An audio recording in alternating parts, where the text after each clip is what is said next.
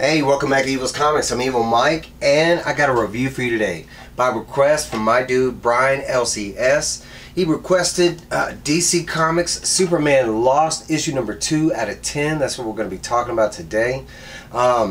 Before we get started, please like, comment, subscribe on this guy's channel. Hit the bell if you're so inclined. You know, you never know when I'm going to be dropping reviews. And first, before we get started, I do have to apologize. I am a little late. For good reason, though. We are currently on the 3rd issue of Superman Lost. And we still got another week to go before the other one. So I didn't want to drop them all at once and then have you waiting. So let's get into all the deets, right? It is written by Priest. Pencils by Cario, Pagulayan. Inks by Jason Paz, colors by Jeromy Cox, and then we got letters by Willie, Schubert. I apologize on any of those mispronounced names. I'm pretty sure I got a couple of them wrong. There's no disrespect intended. It's just me trying to pronounce them. Alright, so let's get into it, right? So the first issue basically set up the story, right? The JLA get called in, or the Justice League, not the JLA. The Justice League get called in. This war that China's got going. They find out that they're fighting over this like alien ship or something. The ship is in like breakdown mode.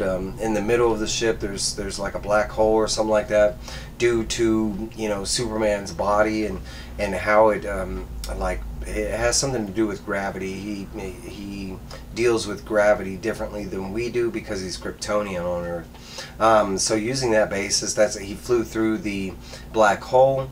He was only gone for like, I don't know, a couple minutes for us, but for him it was 20 years. So he came back, and we've got this like PTSD, and the rest of the series it seems like they're going to be setting up, like what happened during that time. So the book does start out, and we get a little bit of what I was talking about from the first issue. It's basically like Lois Lane, and she's talking to Bruce. She wants to know what happened. Of course, like I said, we've got this PTSD. Superman, I mean, he came back. He's all quiet right now. I mean, as you can see, he's just there on the ground. He's reflecting, and currently he's reflecting about, that incident, because he had just told Lois what was going on.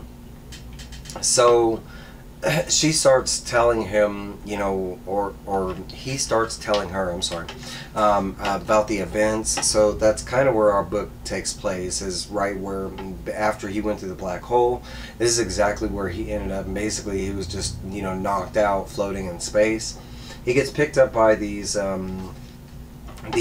alien creatures. I don't know if we ever get a name on them. I don't think we do, but they basically, they're not even interested in Superman. They're interested in the cape. They kind of mention it like right here, and they're like, ooh, that's a cool cape. So they do like drag him in. And once they get him in, there's a big problem. He can't breathe, even though they're like, come on, man, just breathe. And I mean, he takes in this huge breath, and I love the detail right there. I mean, veins popping and everything. But come to find out, I think he's breathing like liquid nitrogen or something like that, and it's the aliens. They're not like positive, what Earthlings breathe or whatever. So after a little bit of configuration of the language and the atmosphere in the ship, they do figure out that he needs to breathe oxygen. They start talking to him, and they're trying to figure out how he's all the way out in space. That's where we get a lot of the backstory, like in that moment, because right here he's trying to explain like the scientific detail, like how his gravitational and the speed of light and everything, and that's how he was able to go through the black hole, and for some reason it teleported to wherever he is, and we don't really get that either. They do show these badass scenes like this when he was in there, and there was like this force field that was stuck around the black hole that was about to let loose. Again, this is with the Justice League, and they had this plan trying to get Superman to fix everything, and they did show us with Flash, and he's creating the vortex or a typhoon of the water to keep the black hole stabilized. But during the whole ordeal, we know that it went bad, and Superman ends up getting sucked in. You can see that he's got like Wonder Woman's lasso. My hand's in the way. But eventually, and he kind of states to the JLA, to the Justice League, if he didn't, and I keep saying JLA, the you know, he mentions to the Justice League, if he didn't let go of the lasso, that he could pull them in too. At this point, it's already at the point where it's about to suck in everything. That's the whole importance. I mean, if the black hole starts sucking in everything, it's not just going to suck in the Justice League, it's going to be the whole entire Earth that it sucks in. So eventually, you know, Superman does that, make that sacrifice. He lets go of the lasso, and then he gets sucked in. And basically, that's where we're, you know, kind of current with Lois, because that's who he's telling the story to, and you know, these aliens during that situation and stuff.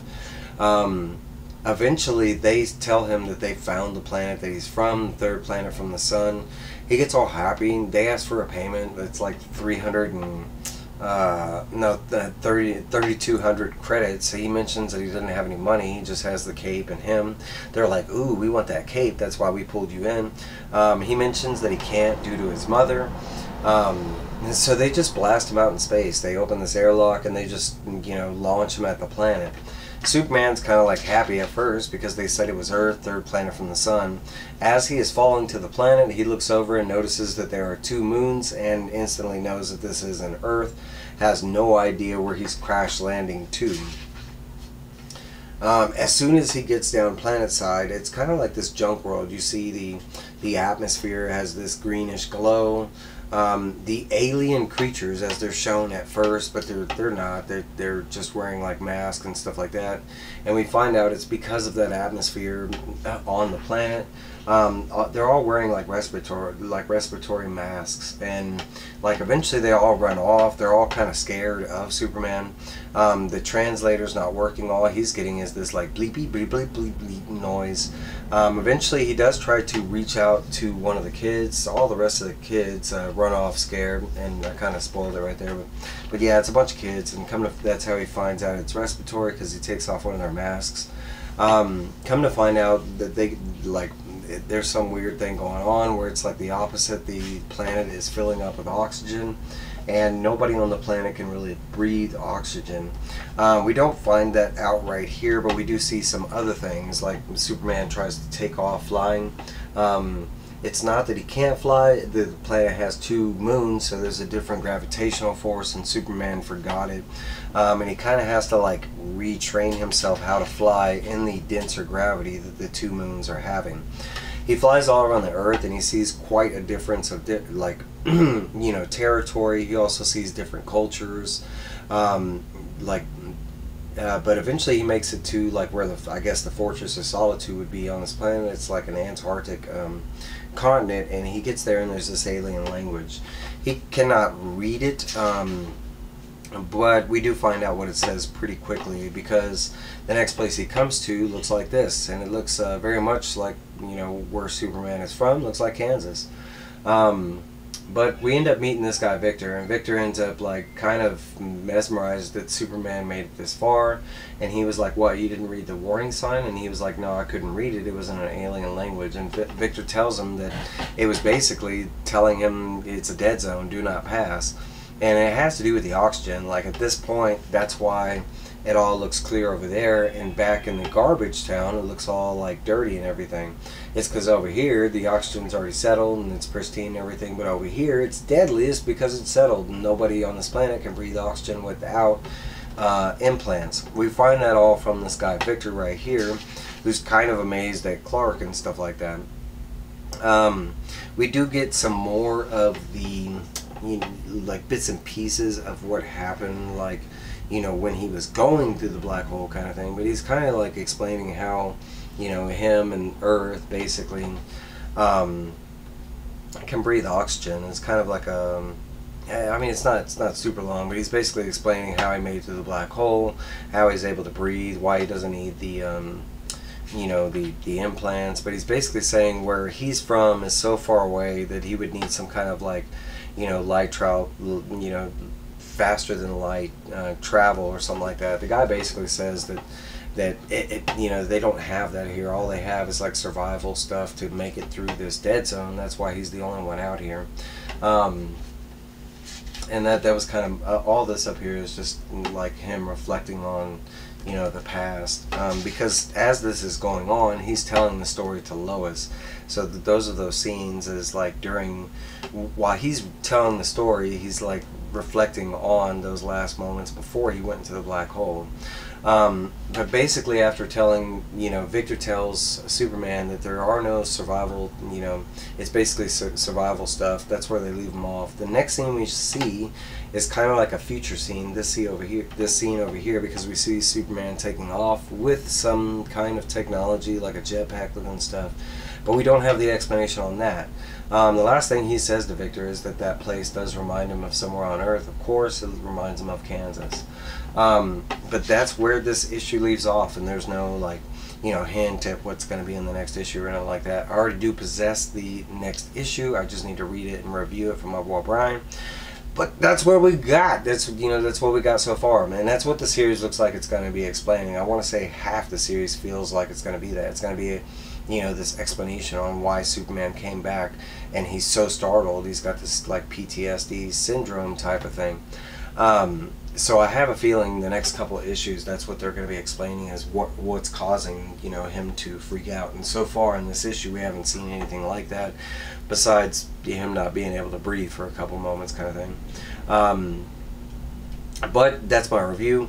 Be on the lookout for more reviews. Let me know down below. Did you like this issue? You loving the series? All that good stuff. Please comment below. It helps a lot. Brian, I hope you enjoyed this. That's all I got for you. All right.